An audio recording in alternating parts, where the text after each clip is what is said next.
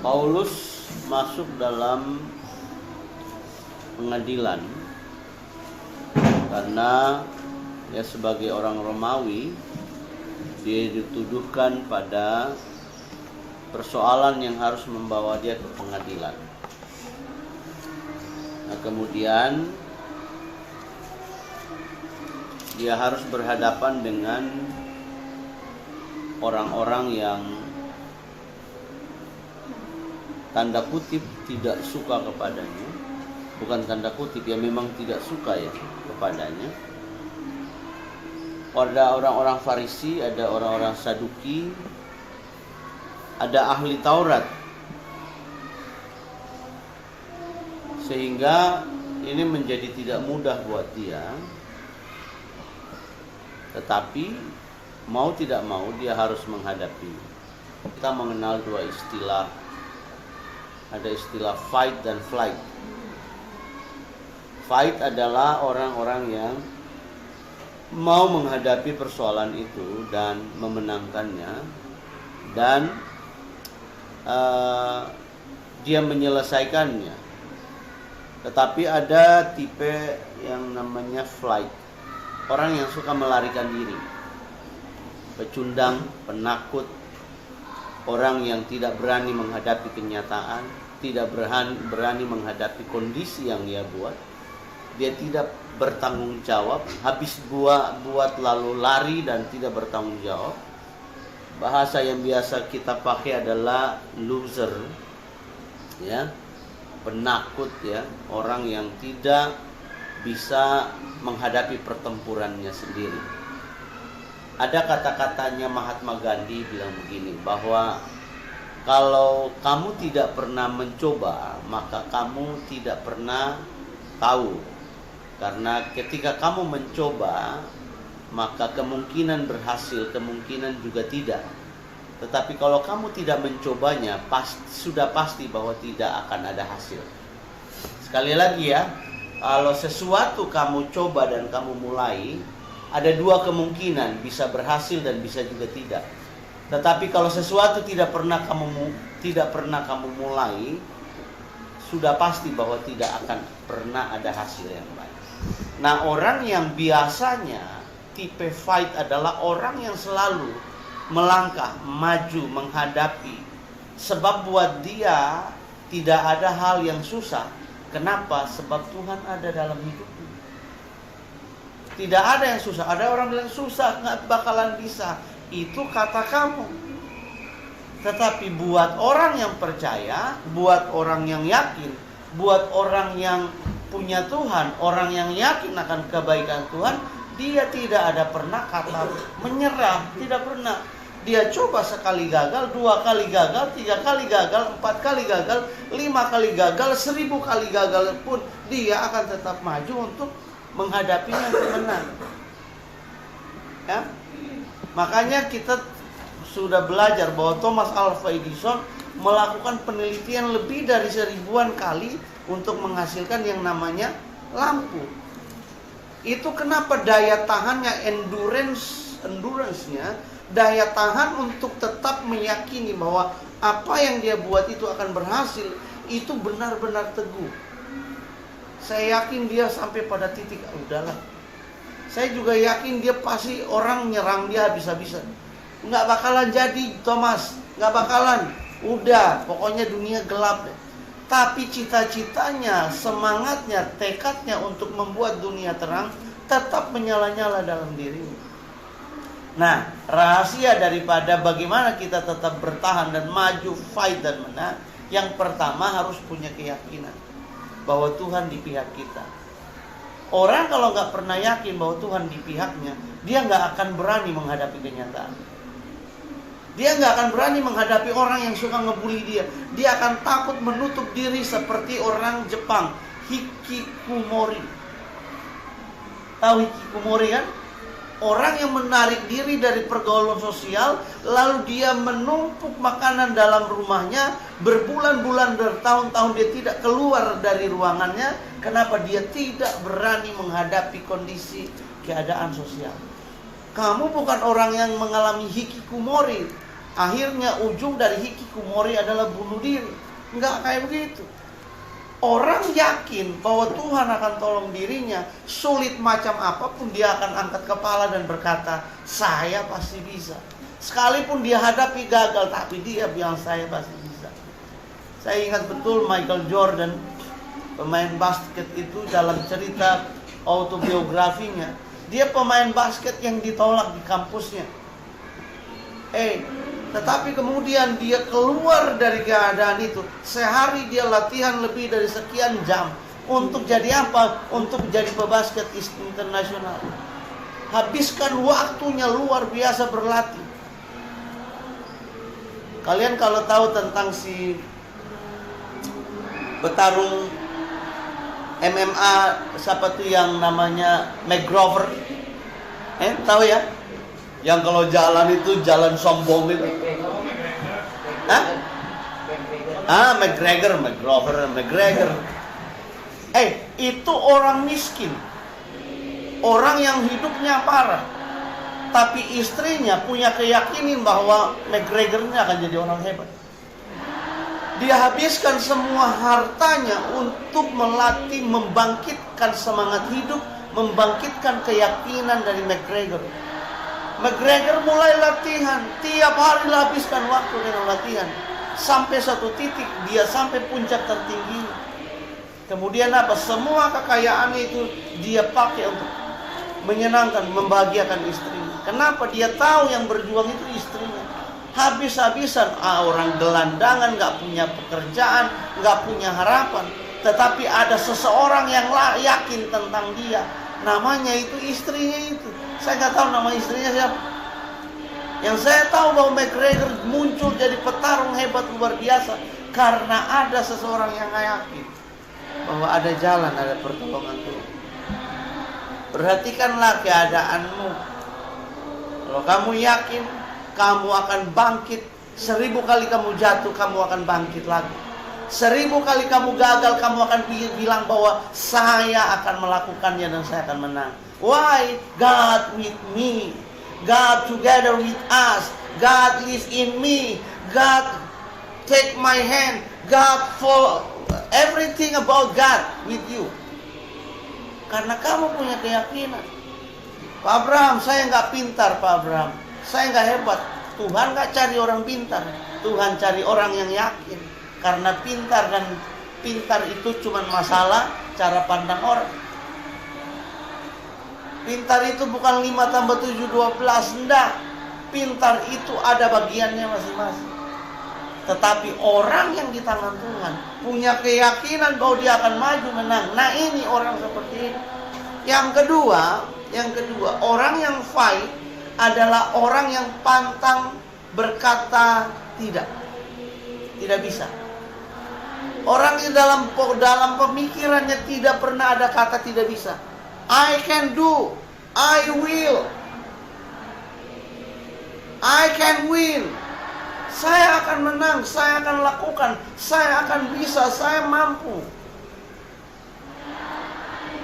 Abraham dalam berbagai banyak hal. Orang kalau ngasih suruh kasih tanggung jawab sesuatu, bukan berarti nggak ngukur diri. Kalau saya lihat, oke, saya iya bisa. Bisa itu mulai saya belajar itu. Bisa. Jadi dia nggak punya kamus di mana bahwa dia menyerang dirinya, nombak dirinya sendiri, bunuh dirinya sendiri, membunuh keyakinannya sendiri. Nggak pernah. Dia selalu menghidupkan keyakinannya bahwa dia bisa. Tidak ada kata tidak bisa buat hidup. Nah kalau begitu, mengubah sifat kita bisa nggak? Bisa. Mengubah perilaku kita bisa. Mengubah kemalasan kita bisa nggak? Bisa. Apalagi yang tidak bisa? Mengubah kebodohan kita bisa? Bisa. Siapa bilang nggak bisa? Jadi pebasket hebat bisa nggak? Bisa. Kalau kamu melatih dirimu lebih daripada orang lain, kamu bisa. Jadi petinju hebat bisa nggak? Bisa. Kalau kamu memberikan effort yang lebih. Jadi begini, mari perhatikan. Percayalah, tidak ada talenta yang terlalu hebat dibandingkan dengan ketekunan yang luar biasa. Sekali lagi ya, tidak ada talenta yang terlalu hebat dibandingkan ketekunan yang luar biasa. Orang punya talenta tapi nggak tekun, nggak jadi apa-apa. Orang nggak punya talenta, tetapi kalau tekun tiap hari, someday akan jadi. Nah ini orang seperti ini tidak pernah ada kata tidak bisa dalam kamusnya. Kamusnya selalu yakin, mampu, oke, bisa, sanggup. Tidak ada yang mustahil. Nah itu hebatnya. Orang punya keyakinan. Nah anak-anak, saya yakin bahwa kalian punya keyakinan. Jangan pernah menyerah dengan keadaan. Kalau kamu berusaha belum mampu, bangkit lagi. Kalau kamu sering dipukuli dengan keadaan mental yang bangun lagi. Kamu terpuruk karena disakiti orang lain, bangun lagi. Tatap cermin dan bilang, hei manusia berharga, kamu itu bisa, kamu itu mampu, kamu itu hebat. Sering-seringlah ngaca dan berkati diri kamu sendiri. Sering ngaca nggak? Kalau kamu ngaca, tunjuk orang yang ada dalam kaca itu, kamu orang hebat. Kamu luar biasa. Kamu pasti bisa. Masa depanmu hebat. Kamu akan beruntung. Tuhan menyertaimu. Gitu. Jangan lihat muka, soek nih. Parah nih, nggak bakalan laku nih. Nah, jadi sesuai imanmu. Karena imanmu menentukan apa yang terjadi buat hidupmu. Kata Alkitab, orang benar hidup karena iman. Kata-kata itu penuh kuasa. Kemarin ada sekelompok anak-anak di sini, kelas 9. Datang ngomong setan-setan di sini, film setan. Lama-lama atmosfer setannya berasa. Bapak Bram suruh stop, Bapak Bram dalam nama Yesus suruh pergi. Kata-kata itu mendatangkan ke sesuatu. Kalau kamu selalu memberkati diri kamu dengan kata-kata positif, membangun dan sebagainya, maka itu akan mendatangkan kehidupan buat kamu. Tetapi coba kamu lihat orang itu berkata, rupamu buruk, Anda tidak akan berhasil. Siapa yang akan menolongmu? Kamu sudah terpuruk. Hidupmu tidak akan bangkit lagi. Bagaimana? Tuhan pun tidak akan sanggup menolong kamu. Maka jadilah seperti itu. Tetapi Alkitab berkata bilang begini, sebaiknya orang yang lemah berkata, aku ini pahlawan. Jadi kalau walaupun sakit, tertekan dan sebagainya, tarik napasmu yang kuat dan dalam dan berkata, God together with me. Tuhan bersama-sama denganku. God beside me, behind me. God in my front. God upon me. Tuhan ada di sampingku, di depanku, di belakangku. Tuhan ada di atasku. Kepada siapakah aku harus takut? Rahasianya cuma satu, sederhana. Jangan lupa, tundukkan kepalamu, doa. Yakin bahwa Tuhan tolong kamu. Jangan lupa berdoa. Jangan pikir udah mampu, nggak doa, malas, nggak jadi. Orang yang percaya kepada Tuhan, mereka berdoa. Amin. Amin. Amin, saudara-saudara. Saudara-saudara, amin. Oh, haleluya. Jangan tersandung sedikit. Oh, haleluya, puji Tuhan. Maranatha. Perilaku kayak setan. Jangan. Ada nih satu di antara kalian ini, kalau dia asal oh Yesus, oh haleluya. Ada satu anak di antara kita tuh, oh Tuhanku Yesus. Jangan sebut nama Tuhanmu sembarang ya, kepada hal-hal yang sia-sia. Siapa itu orangnya itu? Hah? Hah? Rajin banget sebut nama Tuhan pada hal-hal yang tidak harus disebut nama Tuhan. Jadi jangan Tuhan itu namanya dibawa-bawa di mana. Jadi ingatlah, yakin, tidak ada kata tidak, tetapi kata yang kita bisa percaya adalah yakin Tuhan tolong. Ya? Kalian baca cerita tentang Daud ya? Iya. Bagaimana dramatisnya seorang anak yang masih kecil, remaja, bisa saja tingginya mungkin setinggi Rafael atau Daryl. Kemudian berhadapan dengan orang yang kayak besar, lebih besar dari Zeldi itu. Pak Zeldi. Tahu Zeldi ya? Iya, Pak Zeldi itu tambah dikit lah ya, tambah setengah meter lagi kali ya. Badan gempal besar. Bagaimana mungkin menang? Betapa dramatis dan menakutkannya kondisi itu. Saya yakin juga kalau saya di posisi situ, saya pasti gemetar juga berhadapan dengan Goliat itu. Karena Goliat tingginya berapa meter? Hampir 3 meter, kurang 20 cm apa 40 cm. Artinya 2 meter lebih itu. Wow, luar biasa. 2,8 apa 2,6 meter.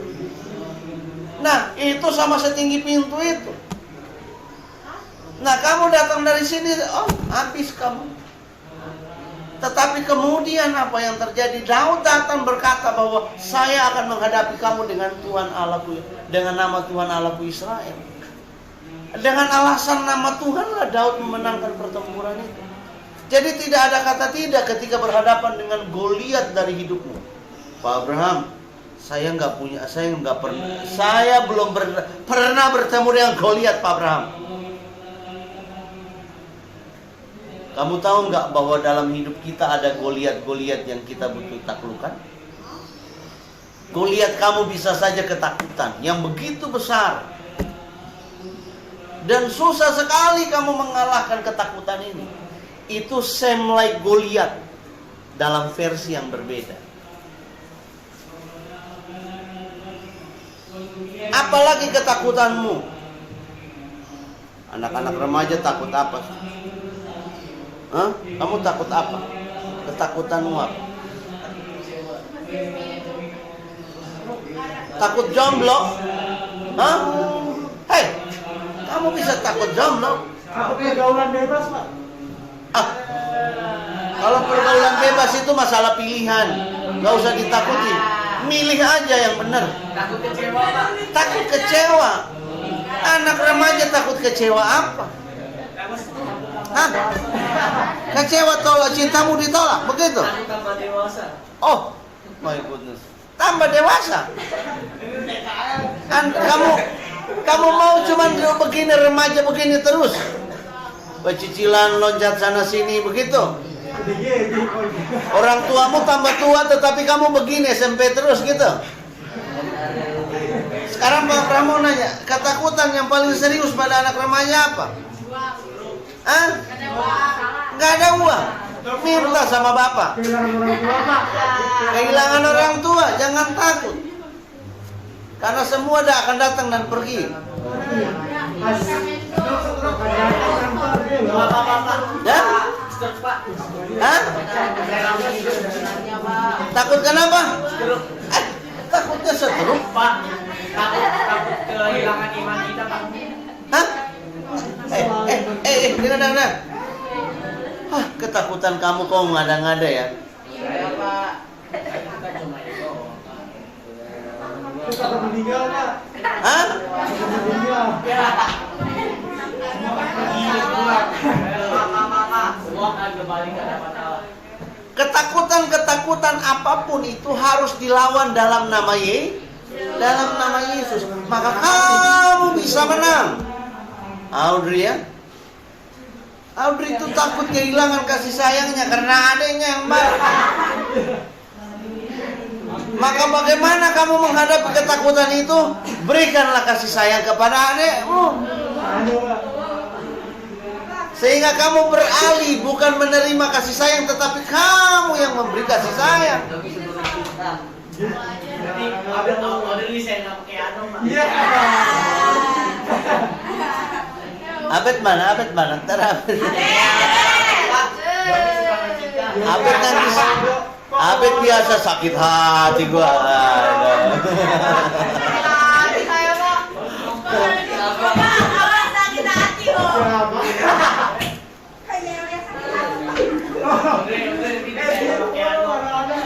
Ada lanjut. Jadi ketakutannya apa? Anak remaja itu takut takut nilainya jelek, takut tidak diterima dalam pergaulan, bla bla bla, banyak ketakutannya. Tetapi dengarkan ini baik-baik anak remaja. Kamu akan menang terhadap semua itu kalau kamu memperhatikan kata firman Tuhan. Alkitab bilang begini, aku menyertai engkau senantiasa, aku memberkati engkau, dan sebagainya dan sebagainya. Nah, karena itu tidak perlu takut terhadap keadaan. Amin. Nah, kita akan berdoa.